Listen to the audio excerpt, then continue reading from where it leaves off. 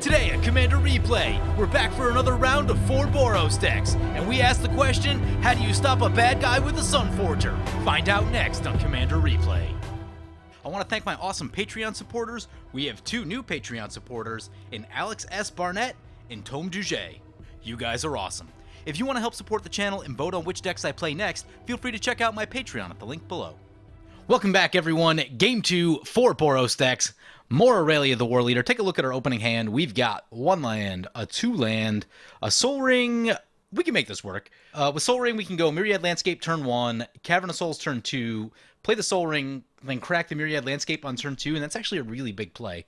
Then we can, after that, we can follow things up with the Hedron Archive, Sword of the Animist, etc. So if you missed the last video, I may have committed a party foul in a play involving Iona, so I've removed Iona from the deck for this particular video and replaced it with the Sunforger instead. Still a nice and powerful card, but does not prevent our opponents from being able to do anything, so... Uh-oh, that's a Smothering Tithe. This hand is looking pretty godly, honestly. I am feeling that our opponents may be kind of unlucky today. We'll see how things go, but... So anyway, yes, we are playing Aurelia the War Leader, 6 mana for a 3/4 Flying Vigilance Haste. Whenever it attacks for the first time each turn, untap all creatures you control. After this phase, there's an additional combat step. One I feel like I haven't actually played all that recently on the channel. Was playing it a lot for a while, so I decided to give it a little bit of a break. But I am happy to be back to form.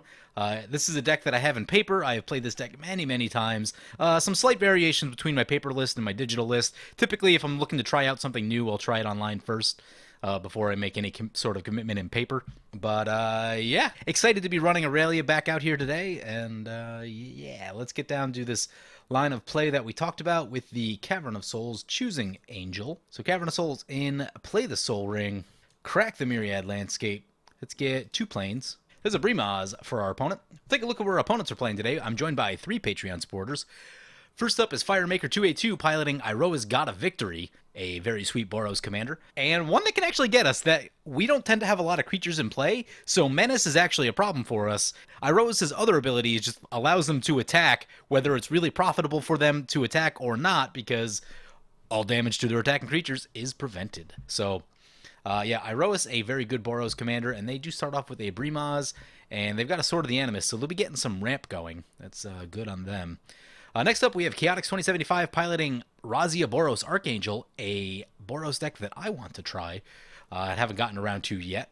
It is Flying Vigilance Haste, but you can also do some really cool stuff with the prevent 3 damage and then redirect it to another creature instead.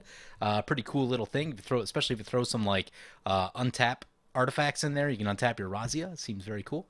And finally, we have Cadus playing Feather the Redeemed, commander we've been looking at a lot, and many different builds of Feather.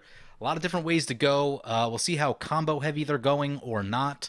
A lot of different things to watch out for in Feather. If we can get Feather out of play kind of quickly, that's usually probably going to be a good idea. Right here, we are going to play the Memory Jar. We'll crack our Marsh Flats at the end step. Then next turn, we'll go for the Smothering Tithe, play the Smothering Tithe, and then crack the Memory Jar all at once. And things should get ridiculous. Uh-oh, that's a Smothering Tithe for the Iroas. That means they'll be getting some help. If we crack the Memory Jar, they're going to get some benefit out of that, so we may need to factor that into our plans here when it comes back to our turn. Brimaz is going to go on the attack, and they're going to come into us. Yeah, that's probably a good idea. Me piloting my bread and butter deck is certainly a recipe for me to be attacked a lot. So, Smothering Tithe will trigger for the Iroas. Here comes Assemble the Legion. That can actually be pretty cool in this setup. The key to really being successful with Assemble the Legion is getting it down early, and that's what our opponent has done here. They got it down on turn 4. Didn't see how... Oh, they cracked a Myriad Landscape themselves. So that would do it, yeah. The key to Assemble the Legion is get it down early, unless, of course, you play in a meta where games tend to go longer. Assemble the Legion just needs time to work, and with the way that commander decks have been getting more and more powerful over the years, time is the resource that you have the least of. So yeah, getting your Assemble the Legion down nice and early is exactly where you want to be. That's what they've done here. You know, if this just goes on for 2 or 3 turns unchecked, they're going to have a lot of tokens in play. They'll both be able to attack and block really well. Opponent's going to put the Bloodforged Battle Axe onto the Feather. Yup. Opponent leaving up 1 mana. Wonder if it is a protection spell. Let's see where they go. I have a feeling that they're going to come our way just because, again, piloting my bread and butter deck. Oh no, gonna go into the Razia. All right, cool. We'll save the Swords of Plowshares then. Chaotix feels attacked. He is attacked, and he will go down to 34. Opponent possibly respecting the open white mana that Marsh Flats can get us. So they do get in, and that'll trigger the Bloodforge Battle Axe to copy itself. Cool card, but you really need something like Balin to take advantage of it well, or any of the other free equips, because until you get really late in the game, it does get really tough to actually spend the mana equipping all that stuff. We're going to crack our Marsh Flats right here, and we actually need some red mana. Typically, I like to go for Mistveil Plains if I can afford a tap land, but we do need red mana. We don't really have any other than the Cavern of Souls, which doesn't work on a number of permanent types. So anyway, with that, we'll bring it back to our turn. There's a Redichroma, and that'll trigger the Smothering Tithe. We are not going to pay for the Smothering Tithe. So Iroas with 3 treasure tokens. We will, however, I'm going to use the Cavern mana instead, since it's not great for casting spells, only really good for casting creatures. So play the Smothering Tithe. And opponents are pretty tapped out, not expecting any enchantment removal right here, so I think we are in good shape. Give opponents the old, let me hear you get wild! And we will crack the Memory Jar. Actually, I probably shouldn't have played the land right there. Opponent going to play God's Willing on our Feather. We could actually, we could respond with the Swords to Plowshares. That would be a headache for them. Yeah, let's do it. No, let's not do it. There's an Iroas at the table, and we don't have great ways to deal with Iroas. So, as annoying as Feather with all the protection spells and stuff will be, they're going to try to hang on to the swords for a little bit. Many Smothering Tide triggers going on the stack. Although the hand we drew into is, like, not as amazing as I would have hoped. We didn't get the, we did not daisy chain into the wheels like I would have hoped we would have. Working through the Smothering Tithe tokens, Iroas came away with a lot of them. Hope I don't come to regret that. We did not draw exactly how I would have really liked to here, but... Oh, we didn't play a land. Okay. Probably going for the Mistveil Plains then. Yeah, let's go for the Mistveil Plains. That's pretty big. Play the Avacyn. Play Angelic Skirmisher. Play Wrath of God. Blow up all the other creatures, and that leaves us one short of Aurelia. I'm fine with that. We can start doing the attacking next turn. There isn't really a way to time this tithe in a way that is awesome, which kind of sucks, but would actually have liked to have that in our other hand, but that's okay. And so we'll get our old hand back at the end of our turn, and so will our opponents, and they will discard a bunch of stuff into their graveyard. Iroas loses Loyal Retainer, Inferno Titan, some lands, Mirror Battlesphere. Razia loses an Aurelia Exemplar, Honored Captain, Sunforger, that's a big one. Skull Clamp for the Iroas, so it looks like they're doing more of a token thing on the Iroas, potentially. And Feather has nothing in their graveyard? They must have recycled their graveyard or something. Brave the Sands coming down for Iroas. Sure. Oh, that's Wheel of Fortune. Guess we're losing some stuff. Opponent's going to get a lot of mana and 7 new cards. Guess it's going to happen. That's a thing that's happening. A little sad about some of the things we're losing. I was planning to try and use that Hedron Archive a little bit. We draw some creatures. Mask of Memory. Mask of Memory can find us more cards. We do get some lands in there. Spine Rock Knoll can find us additional cards as well. The thing to think about now is that we have 2 haste creatures that we can play in Chroma and Aurelia, which is a lot of damage. Like, that is a very serious amount of damage.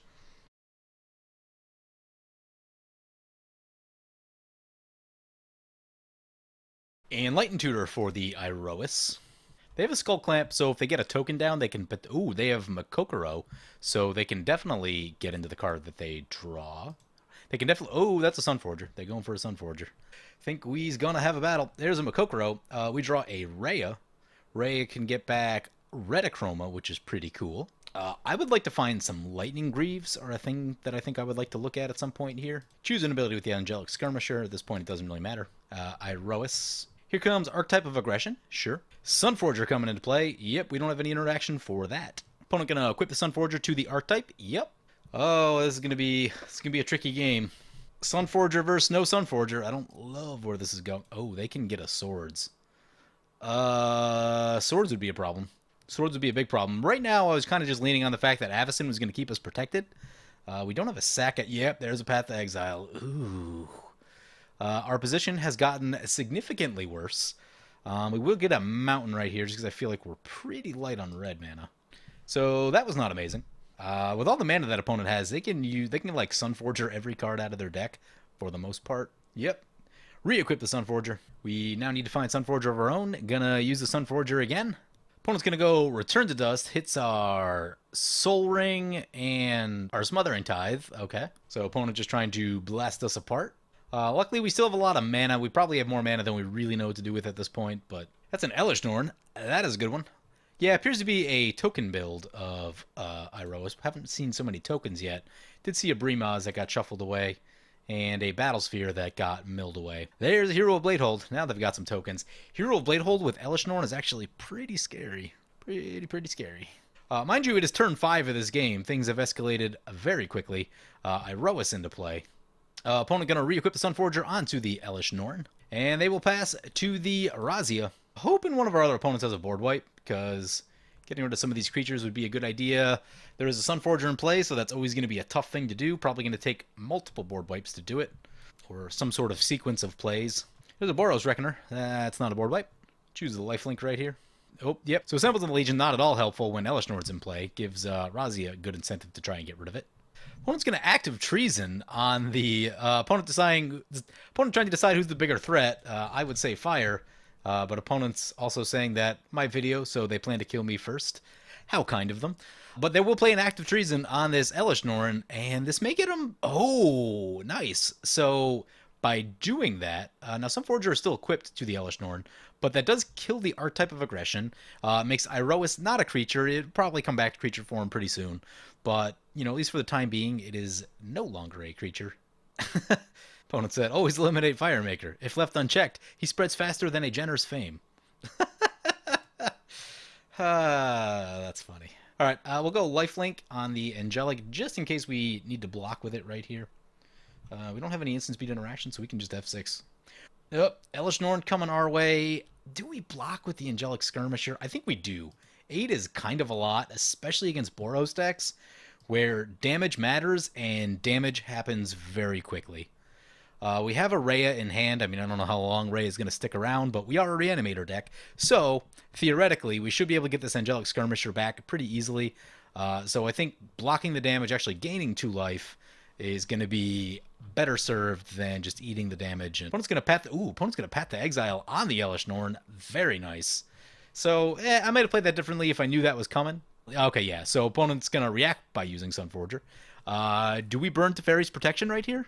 That would be unfortunate if we did, actually, because I was hoping to attack in to the Iroas. Pretty big. Also, I wanted to use this Angel of Serenity. Opponent's going to Chaos Warp there. Okay, so they... No Teferi's Protection, maybe? I would have Teferi's protected right there, but they Chaos Warp on their Elesh Norn. They get their way into a Noblesse of War. Good card, but not nearly as threatening as Elesh Norn, so we'll call that a win right there. Ooh, that's our Stoneforge Mystic. I think we are having a Sunforger battle right here. I think that's what's happening. We're going to play the Spine Rock Knoll. I want to get that going. That'll take a turn to untap. As I mentioned earlier, time is the one resource that there seems to be the least of in Commander these days. It's turn 5 and feels like it's pretty late already, but taking a look at this Hideaway right here. Valkyrie is cool, protects our stuff. Can steal our opponent's stuff, could be relevant. Sometimes you just need to look at extra cards, though. I'm going to grab the Magus of the Wheel, even though, like, probably could have gone. Valkyrie was certainly a very reasonable choice right there. Let us play this Stoneforge Mystic. So play our Stoneforge Mystic, get our Sunforger, play our Sunforger. I think we get our Commander, so cast Aurelia. Aurelia, coming in, equip the Sunforger. The only way to stop a Sunforger is a good guy with a Sunforger. So we're going to be the good guy right here and use our Sunforger. So use the Sunforger, get Return to Dust. Return to Dust, opponent Sunforger, and their Smothering Tithe. This should hurt them pretty badly. Pretty sure the plan is Mistveil Plains and do that again. We do have 2 white permanents in play. That is a requisite for Mistveil Plains. I often forget about that. Opponent saying they should kill me first. Use the Sunforger once again. Return to Dust again. This time it's going to be... What are we getting? Skull Clamp is super powerful. Thought about Iroas, but they still have enough mana that they can just recast it really easily, so meh. Sort of the Animist is pretty good for them. They tried to take down a bunch of our pieces, so we're going to take down a bunch of their pieces. Brave the Sands is good, but isn't Sunforger or Sword of the Animus broken. So re-equip the Sunforger. Let's get the Mask of Memory into play, try to get some card draw going. Equip the Mask of Memory. Unfortunately, this Noblesse of War is still standing in our way, and I really just want to get the Mask of Memory trigger, so I'm going to spread this out over our opponents at the moment. So send Aurelia into the Razia. That'll create an Aurelia trigger. So we hit with the Mask of Memory. Opponent takes 7 commander damage. That's a bit. We draw in a Dark Art Valkyrie and a Thran Dynamo. Let us discard this mountain. We could have. Oh man, we could have used Angel of Serenity to exile all of these. Maybe we'll do that next turn. And then we'll send this into the Feather one time. We will hit them. Draw with the Mask of Memory. Here's a. Ooh, that's a Bruna. That's a Bruna. So in that case, I think we'll discard Rhea, since Rhea is super expensive. Hope we don't get wheeled. Wheels would be not good for all of that. Ooh, I really want to get Thran Dynamo in, but if we do, we can't leave up Sunforger. So I think we are not playing the Thran Dynamo right there. It makes me sad. We'll discard the Mountain once again. Only have 1 reanimation card in hand. That's the Bruna. We've already got a few things in the graveyard. We've got Rhea. We've got Retachroma. Don't want to get too overloaded on the graveyard, because then we're prone to the graveyard being exiled. So we'll just discard some lands for now. Keep some creatures in hand. This is a Makokoro. Opponent played a Temple of the False God. Said my least favorite land. Yeah, I really don't care for Temple of the False God. I've used it in a bunch of decks. It was in this deck for a while. The planes count in this deck does matter because of Ameria and Ameria Shepherd. So yeah, it's just, better off running a planes in that slot, not dealing with the early game headache of sometimes you just can't cast stuff. And the old logic I used to use was, if this deck didn't get the 5 lands, it wasn't going to win anyway, but it still can just be awkward in the early turns. If you're trying to get a land tax into play, if you're trying to get a tie, the Gift of Estates, your Burnished Heart, whatever, sometimes you still just don't get those things. And I never really found that 1 additional mana did that much, especially starting at like turn 5, turn 6. Opponent going to send everything they have at us. Ooh, that's a lot of damage. They've got open mana, so they could they could have a Savage Beating, and that would be terrible. Opponent's going to Hero of Blade hold things up. It's probably Teferi's Protection time. That's going to be a really big attack. Oh, we could have used Chaos Warp. We could have Chaos Warped the Iroas. Actually, we can still do that. Just Teferi's Protection right here. I think I was getting a little ahead of myself. So, cast the old Protection. Such a ridiculously good card. Just works so beautifully with Sunforger. Opponent said, Mana Tithe, go. Well, we still have treasure tokens, but, Yeah, that Iroas army is scary. Like, it doesn't look super imposing, but Hero of Bladehold and Noblesse of War with, any amount of additional attackers, that is a lot. We are going to need to look to just kill Iroas, because I think they can do a lot of damage to us. And with Iroas and the Menace, our deck just isn't going to block well against that strategy, because we don't typically end up with a lot of creatures in play unless the game goes really long without a board wipe. So just trying to block Menace and big things with Menace is going to be tough. Avacyn's gone, which is kind of our big answer to, blocking things that are unprofitable to block. So that's all bad news. We do have Angel of Serenity. Yeah, we'll probably use the Angel of Serenity to get rid of a bunch of opponent stuff right there. Get rid of the blockers, namely. Assemble the Legion. Man, that came down like 20 minutes ago, but it's only been 2 turns since then, and only 2 tokens. The last token got eaten by the Elish Norn. Razia is hoping that the game slows down, I'm sure, at this point. So both opponents passes all their mana up. That's scary. That's Gisela. Ooh. Gisela is cool. Oh man, I don't know what we're doing this. We really need Angel of Serenity. Man, we burned all the mana. All the mana is gone. Yeah, this game's going to slow down. We can't Angel of Serenity and leave up Sunforger. We have burned through too much mana to do all that, I think. Also, we need to get this Thran Dynamo in. Ooh. So I think we're going for the Windswept Heath right here. Just need to make a land. Crack the Windswept Heath. So grab our Plateau. Play the Angel of Serenity. So Angel of Serenity into play. We're going to do some exiling. Anything that we need to get back. No, I think the creatures in our graveyard can stay there. Fine with that. So we're going to go Hero Bladehold, Iroas, and Noblesse of War, and this will create a headache for our opponent. Even if they get rid of the Angel of Serenity, then they'll have to spend time tapping out to recast everything. That's all very good news. Chaotic saying, I'm just going to stay out of this skirmish. Kate is saying right. Oh, I think something's happening. Opponent gonna Chaos Warp our Angel of Serenity, so actually, I don't think they'll, let me give this the old read again. Yep, those are separate triggers, so opponent should not get those back now. I did see a bug with this on Magic Online not that long ago with an Oblivion Ring, so hopefully this all works the way that it's supposed to. Also, hope we get something cool off the top of our deck. I would actually be happy with an Ancient Tomb. An Ancient Tomb would be sweet right here. We do have a watcher in the room for Million Nintendo joins at Power Plays. Yep. Power Plays indeed. So Angel of Serenity can exile those things. They ain't coming back. Iroas can obviously be recast.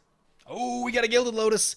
Gilded Lotus's mana. That is huge. Use the ability on this Angel of Serenity. That is so unbelievably huge. So equip the Sunforger. Mask of Memory's already equipped. Yeah. All right. So Iroas going to take a shot right here. So come in with both to the Iroas. Oh, opponent's got a comeuppance. That's not good. Do we already use the Boros Charm? We have not used the Boros Charm. We'll lose Aurelia. We'll lose Stoneforge Mystic. I think we Boros Charm. Cast the Boros Charm. Give our stuff indestructible. Mostly more than anything, I really just want the card draw right here. Uh-oh, Razia's tapping up. Oh, that's going to be a return. No, not the Mask of Memory. No, why would you do that?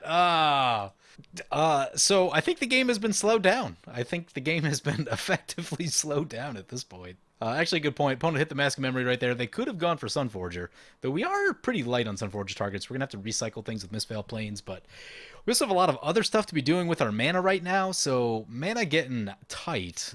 The one that we have to watch out for is like our Revelation Austere Command. Those would be very good cards for what we have going on right now.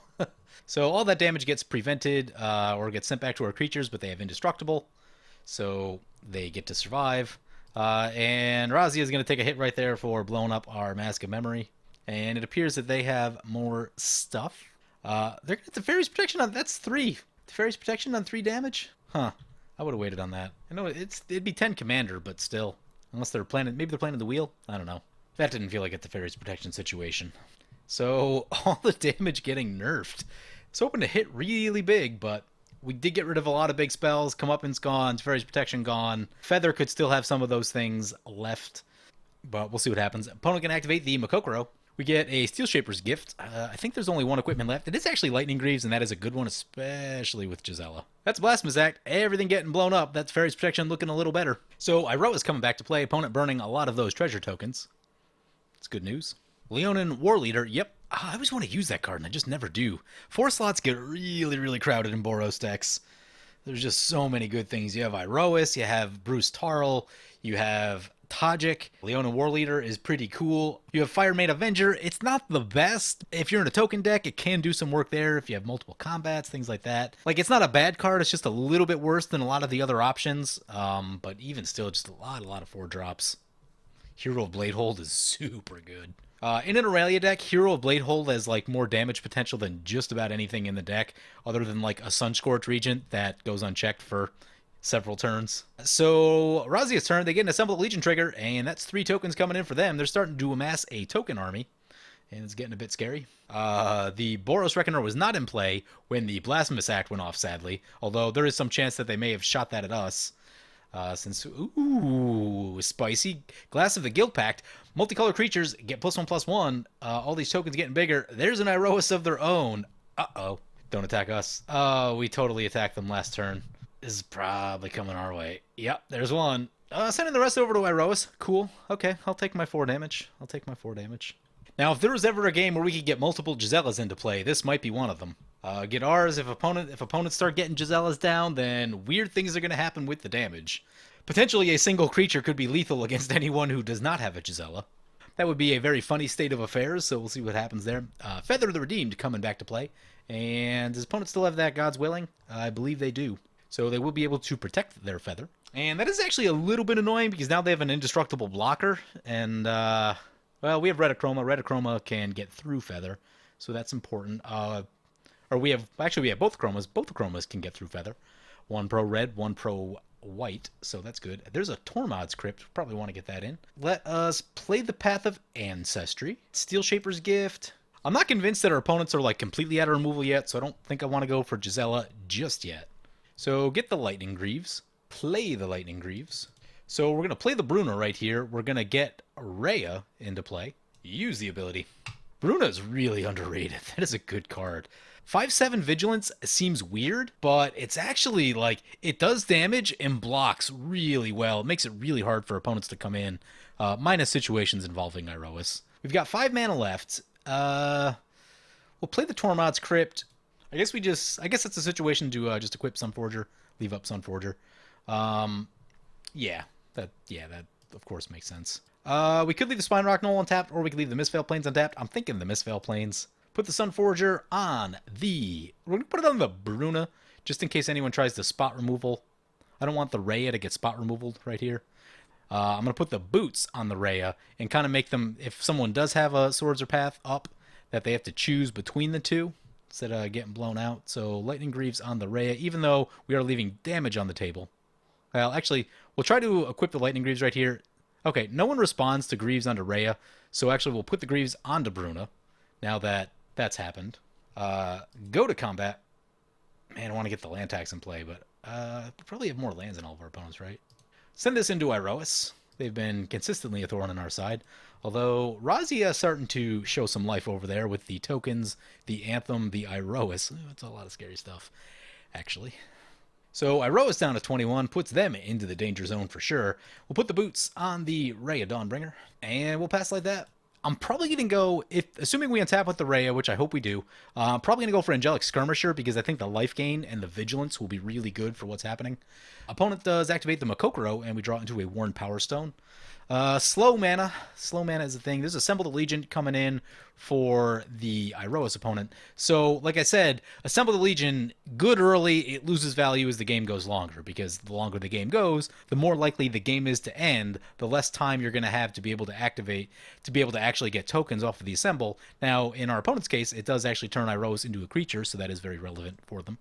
But yeah, like getting this thing in early is really so much better than getting it in late. Now, that new Proliferate Sword, ooh, yeah, I didn't think about that. The Proliferate Sword probably actually adds a lot of value to Assemble the Legion. So I might actually start using that card, because if you know, especially like in Aurelia, if you can put 2 tokens on the Assemble each turn, now we're talking. Opponent's going on the attack. They got 2 tokens coming into play. They coming our way. Iroas into us, and the Leonin War Leader into the Feather, tokens into the Razia opponent. Okay, so spreading it out, it's still going to be 7. It's going to be kind of a big hit. But I'm going to save our Sunforger for the Razia's turn, because they're really going to have a lot of damage now. So we may have to look at using a Chaos Warp on something if Razia is coming, if Razia decides to go full tilt on us. And if they have the mana, if they cast Razia, it's going to be a lot. So we take the 7 from Iroas, go to 7 Commander, down to 26. So 4 tokens now for the Assemble the Legion, and that is a pretty large token army. Gisela almost definitely has to be our next play. There's a Firemane Avenger. Does not appear to have haste yet. That's good news. It is a flying blocker, though. Okay, so opponent sends, looks like about 5 or 6 tokens into us. Iroas into the Iroas. Oh, this is tricky. So if we Chaos Warp Iroas right here, then we can block a couple of these tokens. The question is, can we take... it's about 10. Put it down to 16. If we're getting the Angelic Skirmisher back, then I think we can take this 10 right here.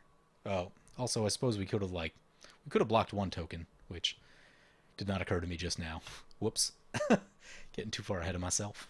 So there's an extra 2 damage that we did not need to take, but as long as we untap and give our creatures lifelink with our current board state, we can get a lot of life back. So now, if that doesn't happen, that life may turn out to matter pretty significantly. But Iroas goes down to 15. They're getting into the danger zone. But Razia is getting going, and we do need to deal with them. Opponent's going to Rile on their Feather, sure. They get to draw a card. It'll have Trample. There's a Gilded Lotus.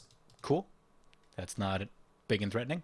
Down for anything that's not big and threatening at this point. Unfortunately, Razia leaving open mana. They've got 5 open mana. What do they use already? Teferi's Protection's down. That's the big one. Comeuppance is still a big problem, though. Selfless Squire could be a card. This is a tricky end step. We could put Return to Dust back in our library, which is not a terrible play. That would give us the ability to get rid of Iroas, Assemble the Legion, this thing right here. Or we could Chaos Warp on Firemane Avenger and try to Alpha Strike into the Razia. I'm going to try that. It's a bit riskier. It's actually a lot riskier. But, like, we're going to be attacking anyway because we need to get the lifelink going. So, Path to Exile on the Firemane Avenger. Oh, opponent's going to Swords on our Bruna. Swords on our Bruna is not nearly as bad as Swords on our Rhea. It does take away damage that we were planning to do, though. Puts us back up to 21 life. 21 still not a safe life total with what's going on board. Oh, that's a dual caster mage. Rhea is protected. That's good. Opponent could shoot something that's not ours, so I'm down for that. The dual caster is from the Feather, by the way. Opponent's going to Path to Exile on Iroas. Probably a really good idea. Goes on the Boros Reckoner. That seems like an odd choice. It would definitely hit Iroas in this situation. Oh, they said wrong target. Yep. Okay. Yep, they were trying to hit Iroas. Okay, that makes sense. Iroas is definitely the target, although Iroas becomes not a creature with Boros Reckoner leaving play, so there's that.